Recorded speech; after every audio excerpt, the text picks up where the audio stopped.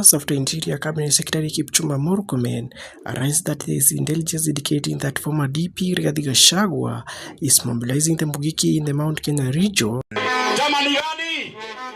the DCP leader has dared the government to arrest him if indeed there is evidence to that effect. Na wewe hapana tisha sisi. Kama wewe ni mwanaume si ukamata Rigiji upeleke kwa sel. Wewe kwa mwaka moja unatisha Rigiji. Oh, utatuona. Oh, tutashika wewe.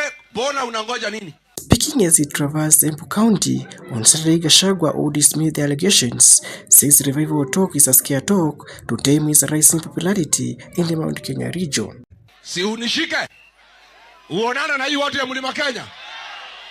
Kama wewe ni mwanaume kamili, si ukuja unikamate. Mimi niko na jeshi sina. Vijana mko? The DCP leader calling on youth in Central Kenya to remain resolute in championing better governance without fear. Hao ni vijana ya jamii yetu. Na hao si Mungiki na hao si wahuni. Hao hapana watu criminals.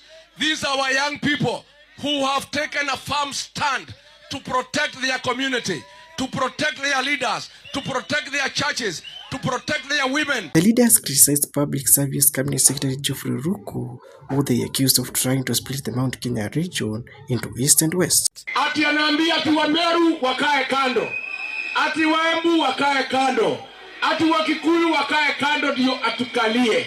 Mimi nataka nikwambie Kasongo, nikiwa hapa Kazangare, hapa Embu, mambo ya kugawanya Mlima Kenya haiwezekani. Si mumesikia vile Roko anaongea?